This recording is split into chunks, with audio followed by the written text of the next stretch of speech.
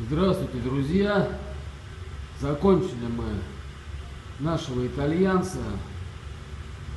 Вот такой получился у нас непрочный короб. Потом это все будет отделываться. Мраморные полки и штукатурка или покраска. Тяга хорошая, как видите. Единственное, что маленькие решетки. Возможно, придется в дальнейшем их поменять.